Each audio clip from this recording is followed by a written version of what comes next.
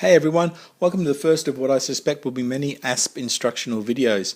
In this video I would like to run through just some of the basic techniques, just setting it up and turning the unit on, nice and simple to start with. Okay, when you get your ASP unit you'll get two boards and a lot of leads. Okay, this is the main control board and this is the sound board.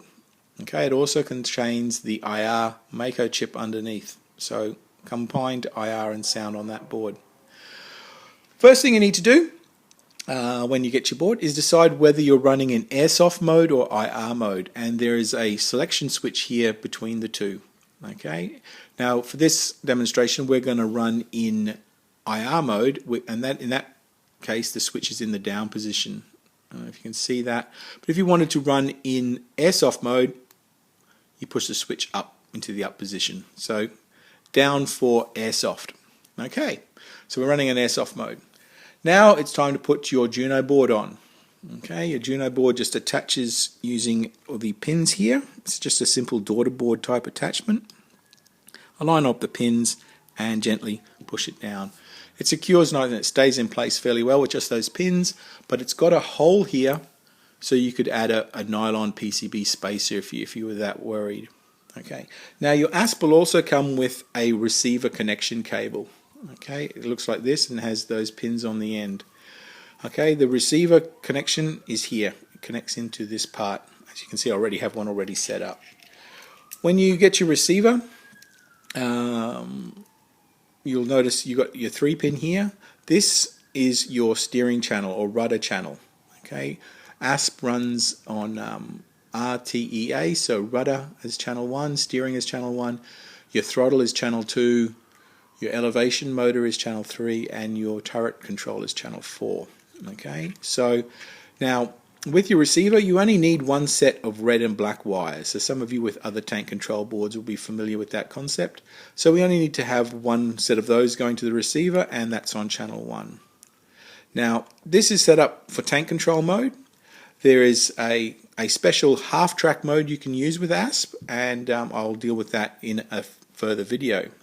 Okay, and then you just simply follow down the colors. So the next color in line is yellow, and that plugs into channel 2, and so on and so forth. Rather than me doing here and wasting time, I'll just show you, they're plugged in like so. As you can see, just the one set of power and ground cables. Okay, connections. Okay, so connect up like that, very simple. 1, 2, 3, 4, 5, 6, 7. It's a 7-channel board. Okay, so you need 7 channels on your radio. Now, important thing to do is plug in a speaker. The Juno board has 3 different speaker outputs. You can run a mix at 20 watts of the 2 sound modules, or you can run 3-watt individual outputs from each module through these speakers, these connections here. Or you can run all 3. So you could have 3 speakers set up in your tank if you have the space. Okie dokie.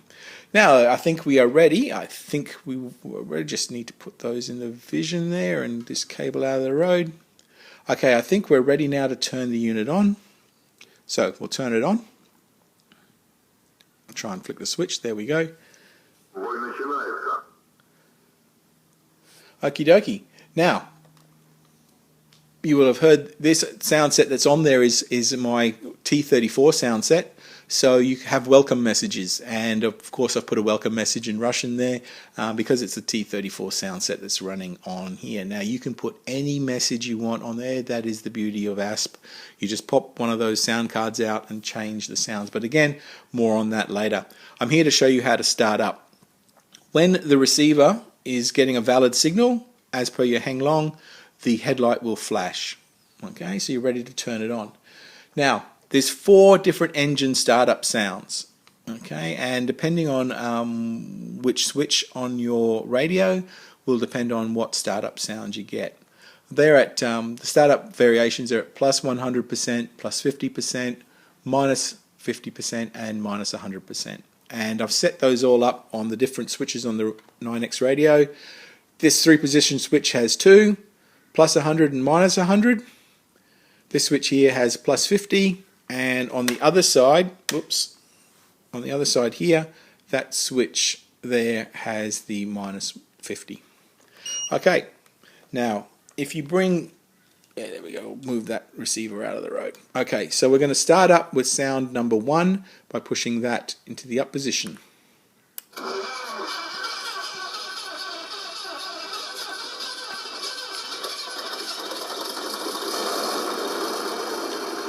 So that is startup sound number 1. You've got volume control, okay, on the radio. So once the sound is started up, you can just turn it up a little if you wanted. That's probably a bit too much. It's pretty good volume control. You can backlight, or you can hardly hear it there, or you can, slowly bring it up to probably too loud. Remember, that is a 20-watt amplifier you've got here. Okay, so that's startup sound number 1. There's 2 things you can do. Well, there's one function on ASP here. You can turn the engine sound off, and we're just going to use that so I can run through the different engine sounds. Once you've got the engine running, a quick up and down on this switch just turns your engine off.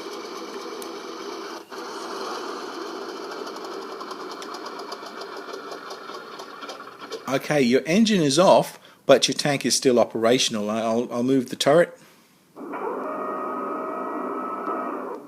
Gun elevation. So you've still got turret control, gun elevation control, and firing. Now, I'll firing. There we go. Okay, so that's obviously the delay there for the airsoft motor to recoil and fire. So you can sit there with your tank engine off. To turn your tank engine back on again, you just simply flick that switch. Now, doing that will start up the shortest engine sound, and normally you would have that set as engine start sound number 4. Okay, so that's restarting your engine after you've turned it off. To actually turn the unit off, you push the button up, this switch up, and leave it there until you hear the engine sound start to turn off. Now the unit has reset.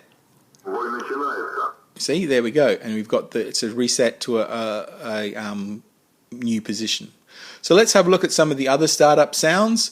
I'm ready to flick. I like this sound particular for the T34, so I'm just going to use a different switch.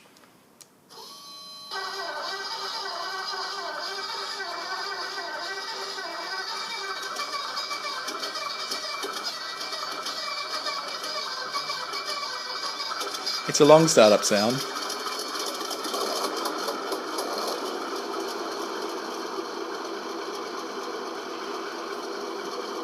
So there you have it. Now I won't bore you with going through all the other startup sounds, so there are different variations, but as I said, there's 4 different startup sounds, and then the shutdown sound, because it remembers what sound you started up with, it'll replay the appropriate shutdown sound as well. So you've got 4 startups, 4 shutdown sounds. The other good feature I like, or one of the features is your user sounds. Now there is a set of user sounds set to go when the unit is just in neutral, as it is here, just idling. I thought it's time we had a good rev sound. So you've got your tank there, it's idling, and you want to rev it. You just flick a switch,